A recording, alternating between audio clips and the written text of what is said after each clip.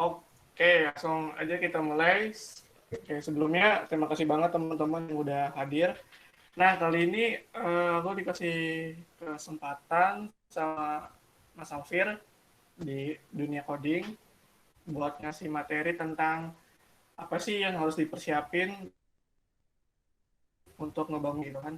Karena banyak banget juga teman-teman di luar sana yang masih bingung sebenarnya tuh bikin website itu gampang, susah atau sulit banget atau banget banget sulit gitu kan. Nah, mungkin teman-teman juga pertamanya kayak gitu kali ya, ibaratnya masih belum tahu bagaimana cara ngebikin sebuah website itu yang gampang dan nggak susah-susah banget gitu, cuma hitungan menit aja udah bisa buat website sendiri. Karena selama ini yang aku pelajarin, yang aku dapetin dari teman-temanku juga, itu emang ada beberapa website yang emang mudah dan emang sulit gitu. Oke, langsung aja lanjut next. Oke, kita perkenalan dulu ya. Perkenalkan, namaku itu Lutfi Dian Mulyanto. Nah, nickname di sini itu sosial media aku. Jadi semua sosial mediaku dari Instagram, LinkedIn, dan segala macam itu Lutfi Zone biasa dipanggil kalau di sosial media kayak gitu. Nah, kebetulan aku lahirnya di Bekasi nih. Mungkin tadi ada yang dari Bogor, nah lumayan lah deket sama asliku. Nah, saat ini aku kuliah di Universitas Amikom, dan saat ini aku baru semester 6 dan sedang ngambil skripsi juga. Dan juga aku selain kuliah dan ngambil skripsi, aku juga bekerja di salah satu startup di Yogyakarta, yaitu Laundry Post. Nah, aku di Laundry Post ini sebagai Android developer. Nah, mungkin agak agak nyambung juga sama ini karena aku emang juga uh, freelance dan juga founder dari Gerak Digital Inovasi. Nah, mungkin teman-teman juga yang pas kemarin juga pernah kata dengar dengan kata-kata apa Gerak Digital Inovasi. Nah, jadi aku tuh ngebikin Gerak Digital Inovasi ini sebagai web agency. Jadi di sini aku bisa juga dapat tawaran dari teman ataupun dari orang luar untuk ngebangun sebuah website gitu. Nah, aku biasanya juga kayak gitu. Jadi dan aku punya teman-teman atau punya tim yang emang bisa diandelin di sini, dan rata-rata di Gerak Digital Inovasi ini rata-rata mahasiswa semua. Jadi emang aku ngambil teman-temanku yang emang berpotensi bisa dan ngebangun sebuah website itu, aku tarik, aku buat untuk project web. Nah, sedikit kenalan dulu ya. Oke, lanjut Mas. Oke, mungkin di sini aku juga mau kenal juga sih sebagai teman-teman juga. Nah, teman-teman itu sebagai apa sih profesinya? Entah student, pelajar, mahasiswa, atau profesional yang udah bekerja, atau segala macamnya. Segala macam itu kayak guru atau apa. Nah, aku minta waktunya 1 menit untuk di komen aja di kolom komentar. Mau pelajar SMA, mahasiswi, pelajar SMK, wih, mahasiswa semua ya, lulusan SMK, pelajar. Wih, ada yang SMP, keren-keren.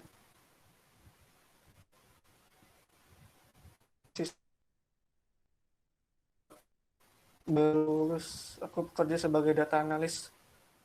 Wow, keren nih buat data analis.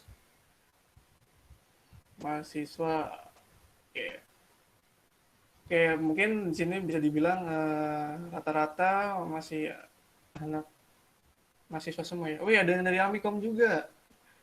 Mantap-mantap, satu kampus kita. Oke, mungkin juga cukup aja. Nah, sebelum kita melakukan ibaratnya merancang sebuah website, teman-teman harus ibaratnya tuh harus memikirkan suatu hal. Nah, salah satunya sebagai berikut. Nah, teman-teman harus benar-benar memahami kelimanya ini, dan hari ini kita akan ngebahas kelimanya ini. Dan mungkin juga mohon maaf nanti ketika aku waktu penyampaian materi ada yang salah karena aku juga masih belajar.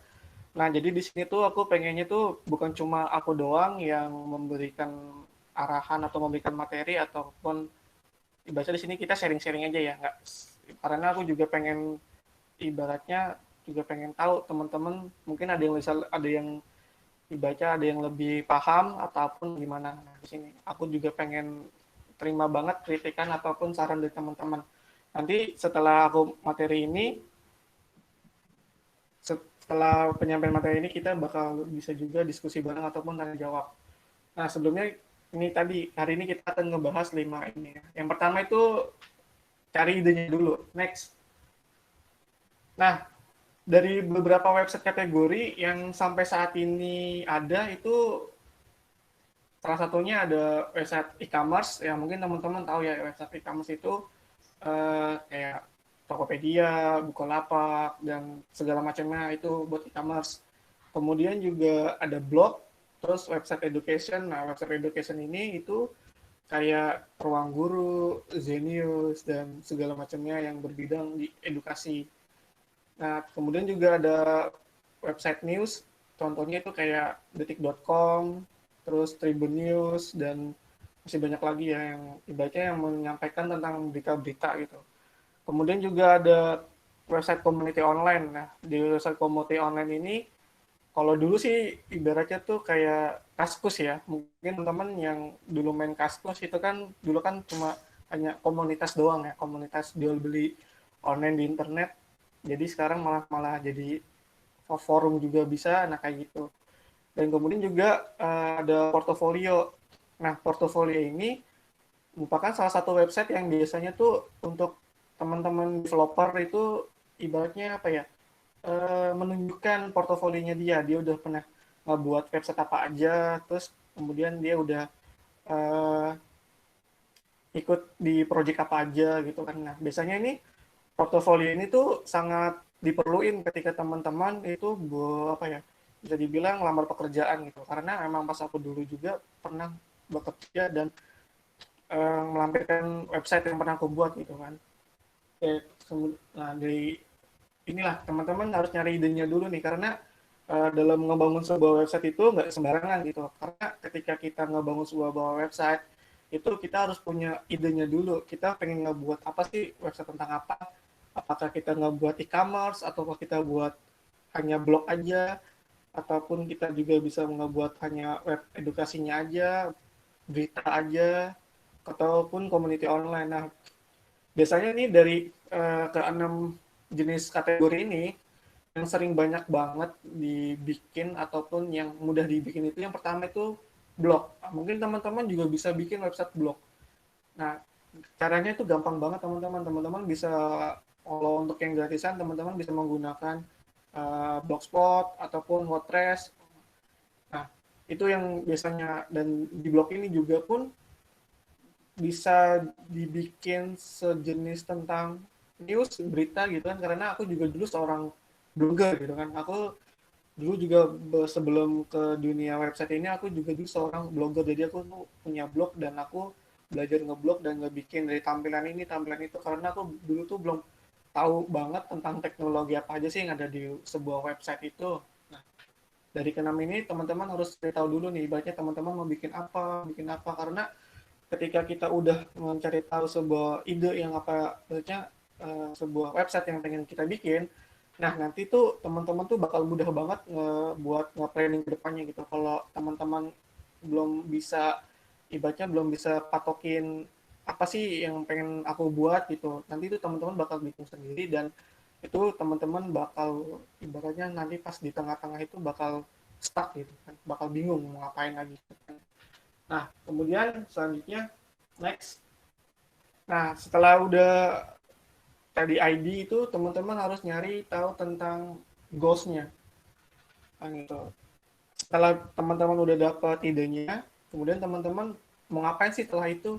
Apakah cuma hanya ngebuat website aja, ataupun hanya cuma sebagai pajangan, ataupun sebagai cuma identitas, karena apa? Identitasnya maksudnya gini, eh, teman-teman bisa, ataupun teman-teman udah punya website udah gitu aja. Selanjutnya nggak tahu mau diapain lagi websitenya. Nah, teman-teman harus bisa ngebikin goals ataupun ibaratnya planning gitu kan. Setelah aku pengen ngebuat website, apa aja sih yang aku harus ngelakuin? Apakah yang pertama cuma hanya sebuah blog aja, atau teman-teman hanya pengen mencari traffic pengunjung untuk ibaratnya kalau dulu tuh zaman-zamannya tuh yang terkenal tuh Google AdSense. Nah, ataupun teman-teman hanya cuma ibaratnya nge-bounce rate-nya aja. Biasanya tuh website itu kayak banyakin pengunjung tapi apa gitu kan, ataupun teman-teman hanya sekedar conversation rate-nya doang gitu aja, kayak bikin forum gitu kan. Nah, itu teman-teman harus cari tahu dulu setelah teman-teman bikin sebuah website, apa yang harus teman-teman lakuin gitu kan. Ataupun bisa make your website more accessibility, artinya teman-teman bisa nge-share ilmu yang teman-teman buat gitu kan. Ibaratnya sekarang banyak banget tuh. Ibaratnya sekarang tuh kita nyari apa aja di internet itu ada. Nah, itu salah satunya dari goals ngebikin sebuah website. Gitu.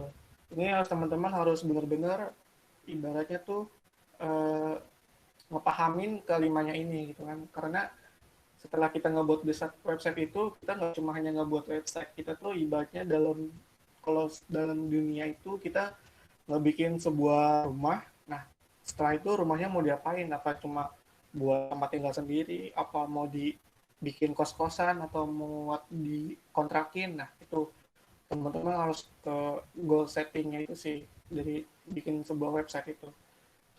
Nah, kemudian next. Nah, setelah udah semuanya teman-teman ide udah dapat, kemudian teman-teman juga udah ngesetting ngesetting goals-nya website yang pengen diapain aja. Yang ketiga ini teman-teman harus tahu teknologi apa sih yang pengen kita pakai saat ngebangun sebuah website gitu kan. Nah, dulu banget itu aku tuh belum paham yang namanya entah itu content management system ataupun framework, itu tuh aku belum tahu. Yang aku tahu cuma hanya Blogspot, udah itu doang. Selebihnya aku nggak tahu. Nah, sekarang itu teman-teman gampang banget ngebikin sebuah website itu ada dua caranya. Yang pertama bisa menggunakan content management system ataupun bisa disingkat sebagai CMS, ataupun kita juga bisa menggunakan framework. Nah, di CMS ini teman-teman tuh nggak usah ibaratnya nggak perlu paham banget tentang ibaratnya bahasa pemrograman ya. Teman-teman dipakai CMS ini nggak usah paham banget banget menggunakan bahasa pemrograman, karena di CMS ini teman-teman itu udah di ibaratnya tuh udah enak lah, ibaratnya tinggal pakai doang, tinggal klik klik klik jadi gitu. Bisa menggunakan template ataupun tinggal bikin sendiri di situ juga bisa. Contohnya di Blogspot. Nah, di Blogspot itu teman-teman bisa tanpa harus paham bahasa pemrograman, teman-teman bisa menggunakan Blogspot ataupun juga WordPress. Tapi di WordPress ini teman-teman bisa ibaratnya harus paham lah tentang bahasa pemrograman. Nah, di WordPress ini teman-teman bisa menggunakan PHP karena WordPress emang supportnya PHP. Nah, kemudian teman-teman juga bisa menggunakan framework. Nah, biasanya nih framework ini digunakan untuk uh, web developer yang udah paham tentang bahasa pemrograman. Gitu. Nah, teman-teman tinggal pilih nih setelah udah dapat ide, dapat goal setting website yang mau diapain. Nah, teknologi yang pengen digunain itu teknologi apa? Oke, next. Oke, nah di sini ada framework website ya dan CMS website. Nah, teman-teman bisa menggunakan ini. Nah, di framework website itu tadi ada Laravel, CodeIgniter, Symfony, Zen, Falcon, dan segala macamnya. Nah, teman-teman bisa menggunakan di sini. Nah, di framework ini, teman-teman itu benar-benar harus paham banget tentang bahasa pemrograman, harus paham juga tentang algoritmanya, tentang ya segala macamnya harus hafal, karena di framework ini teman-teman harus emang ibarat tuh ngebangun banget dari nol, nggak kayak menggunakan CMS. Kalau CMS teman-teman install, klik-klik, udah selesai. Nah, sedangkan menggunakan framework ini, teman-teman harus benar-benar ibarat itu ngebikin dari nol, dari yang emang belum jadi apa-apa sampai jadi sebuah website. Nah, bisa dikasih contoh atau bisa di aku contohin itu kayak Tokopedia. Nah, Tokopedia itu salah satunya menggunakan framework. Nah, mungkin teman-teman mungkin nanti pas di akhir aku kasih tahu beberapa plugin untuk ibaratnya melihat uh, ini website ini menggunakan teknologi apa sih gitu. Nanti aku kasih tahu. Karena emang aku sebelum ngebikin sebuah website, aku cari referensi-referensi dulu di beberapa website, kemudian aku lihat oh, dia pakai teknologinya apa. Gitu. Nah, teman-teman bisa dilihat ini, teman-teman bisa menggunakan framework website ataupun CMS website. Nah, di CMS website ini, itu ada banyak banget. Kayak tadi, bisa pakai WordPress, pakai Joomla, Drupal, Type43, Fidelity, Clear, Impress Page, dan Camilo. Nah, biasanya aku di sini ngebuat website menggunakan WordPress karena aku tuh lihat juga dari segi ibaratnya tuh dari segi si user gitu kan. Oke, untuk pertanyaan nanti aja paling di akhir ya, kalau ada yang mau nanya. Ya. Nah, di CMS ini menggunakan WordPress karena WordPress emang udah paling gampang dan juga mudah banget dimengerti untuk teman-teman yang masih baru belajar tentang website gitu kan. Oke, next. Nah, setelah teman-teman udah paham dengan teknologi yang digunain, nah teman-teman juga harus punya estimasi biaya untuk membangun sebuah website gitu kan. Karena itu tadi ketika kita udah tahu apa yang mau kita gunakan, otomatis kita juga harus tahu uh, untuk website kita itu seberapa. Nah, inilah teman-teman estimasi budget ketika kita bikin sebuah website ada tahun ini ya. Ini aku ngambilnya dalam bentuk dolar aja. Nah, itu ada perpanjangan domain itu sekitar 2 sampai 20 dolar, terus sertifikasi SSL, sewa hosting, sistem manajemen konten. Nah, ini untuk menggunakan CMS, fungsi e-niaga, pemeliharaan websitenya, freelance atau page builder. Nah, freelance page atau builder ini ketika teman-teman uh, udah bikin nih, tapi teman-teman nge-stuck nih, teman-teman pengen minta dibantuin sama freelance ataupun agen yang menyediakan jasa layanan pembuatan website. Nah, dari ketika teman-teman udah paham juga tentang budgetnya, teman-teman juga udah mulai ada pandangan kan. Pertama kita kan harus udah punya ide dulu nih. Ketika kita udah punya ide, kemudian uh, kita harus punya goal setting buat website kita. Itu tadi entah apa cuma buat hanya gaya-gayaan atau hanya cuma buat sekedar ibaratnya curhat, bikin diary di blog, ataupun teman-teman pengen menghasilkan uang dengan cara uh, ngeblog, terus memasang iklan di AdSense, masukin ke blog teman-teman. Nah itu setelah itu kemudian juga teman-teman bisa uh, tahu apa aja sih teknologi yang harus aku pakai karena itu tadi ketika kita ngebikin cuma hanya buat blog ataupun sekedar website buat curhat, kita nggak usah menggunakan framework karena itu terlalu susah dan terlalu lama banget pengerjaannya. Teman-teman bisa menggunakan CMS yang udah ada, ibaratnya kayak tadi bisa menggunakan WordPress, Blogspot ataupun Drupal. Nah itu jadi di sini ini kita tuh harus benar-benar tahu arahnya kemana gitu karena dulu itu aku belum paham banget tentang step-stepnya gimana sih cara ngebikin sebuah website gitu kan. Nah, dari itu setelah itu kita harus punya estimasi budgetnya dulu karena kayak sembarangan ngebuat website itu karena ketika kita udah menggunakan apa ngebuat website itu kita harus siap banget ibaratnya mengeluarkan uang yang lebih gitu karena aku pernah dulu sebelum aku bisa ngebikin sebuah website aku minta jasa layanan website dan itu harganya lumayan mahal dan akhirnya aku nggak mau bayar dan akhirnya aku belajar sendiri dan akhirnya sekarang aku bisa ngebuat web agensi ataupun jasa layanan pembuatan website. Oke, next. Nah, setelah teman-teman udah tahu tadi kan dari cari ide, kemudian setting goals websitenya, teknologinya, kemudian kemudian teman-teman planning budget, kemudian teman-teman juga harus benar-benar punya punya waktu buat ngerjainnya. Yang pertama-tama tuh teman-teman harus bikin planningnya dulu. Gitu. Ketika teman-teman contohnya gini ya, aku ambil alih. Contohnya pas planning nih ya, aku contohnya menggunakan sebuah framework lah. Pertama teman-teman harus planning dulu nih perencanaannya. Teman-teman harus ngedesain UI UX-nya. Kemudian teman-teman harus ngedesain ibaratnya database-nya. Nah, ini dari planning dulu. Nah, dari planning dulu ya. Itu ngerancang UI UX, kemudian ngerancang database, kemudian teman-teman harus tahu juga nih teknologi apa yang digunain atau bahasa pemrograman apa yang pengen digunain. Contohnya aku biasanya menggunakan untuk framework web itu aku menggunakan Laravel untuk database-nya. Kalau untuk front end-nya aku menggunakan Vue.js ataupun Angular.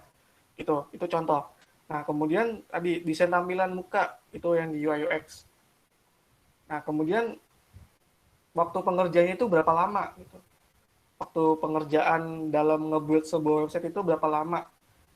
Karena ketika kita nggak bikin target, biasanya si customer ini bakal kecewa gitu. Karena ketika aku nggak bikin ada orang yang minta aku buatin website, pertama aku tanya dulu budgetnya berapa, kemudian kegunaannya untuk apa, gitu kan? Apakah buat cuma hanya web component profile ataupun cuma hanya ibaratnya untuk blog biasa gitu kan, atau jual biasanya tuh antara component profile sama jual beli online gitu. Nah, kalau di programming atau developing ini aku tuh biasanya nargetin 2 minggu aku kerjain gitu kan. 2 minggu, ketika 2 minggu udah selesai, aku developing dulu. Nah, ini nih ada bahasa-bahasanya nih, mungkin teman-teman yang baru masih belum pada paham. Nah, programming itu atau nge-dev itu ibaratnya tuh pembuatan atau kita ngerancang sebuah website gitu. Nah, dalam waktu berapa sebuah website itu jadi, kita targetin 2 minggu jadi. 2 minggu jadi itu kita udah testing, udah ibaratnya udah semuanya, tinggal nanti kita presentasiin ke klien. Ketika klien oke, baru kita publish ke publik ataupun kita taruh di hosting gitu kan. Nah, di sini tuh kemudian teman-teman harus bisa paham project manajemennya. Kita tuh harus benar-benar tahu lah gimana sih caranya dari pertama itu ibaratnya waktu pengerjaannya kapan, terus bagian ini kapan selesainya, bagian ini kapan selesainya. Nah, itu di project manajemen. Jadi teman-teman harus bisa ibaratnya tuh paham project manajemen dan harus paham juga tentang waktu pengerjaan. Ketika teman-teman nggak bisa memanage untuk ngebuat sebuah website, itu teman-teman bakal ibaratnya bisa dibilang tuh bakal gak karuan lah, bakal nanti entah deadline-nya ngejar deadline ataupun pas mepet-mepet baru dikerjain. Nah, itu kalau bisa jangan, karena dulu sebelum aku paham tentang ibaratnya hal-hal ini, aku tuh selalu mepet-mepet deadline, dan itu nggak banget sih kalau teman-teman ngebikin atau teman-teman punya sebuah web agensi ataupun jasa layanan website. Nah, itu jangan banget, karena itu terlalu ngambil resiko, dan rata-rata ketika mepet-mepet gitu, teman-teman pasti bakal stres dan banyak banget bug-bug yang harus teman-teman solve, dan itu waktunya nggak cukup, dan itu harus mengurangi cost pembayaran kalian. Nah, itu jangan banget. Karena aku waktu itu pernah banget ngebikin sebuah website dan datanya itu H-1, dan sedangkan H-2 itu masih sekitar 30%, dan itu bahaya banget. Itu akhirnya aku ngambil alih, dan akhirnya aku ngerjain sendiri, dan alhamdulillah banget pas hari H-nya itu udah totally udah bisa semua digunain. Mungkin dari yang tadi yang kelima itu teman-teman harus yang ini tuh harus pahamin banget lah, karena ngebikin sebuah website itu nggak cuma ngebikin website coding dan segala macam, enggak. Teman-teman harus punya tujuannya, teman-teman harus bisa memanage timnya ataupun memanage diri teman-teman buat ngebuat website gitu. Next. Mungkin materinya udah selesai. Jadi ya, karena tadi udah disampaikan materi dari Mas Lutfi, sekarang ada sesi tanya jawab. Monggo dari teman-teman ada yang mau bertanya.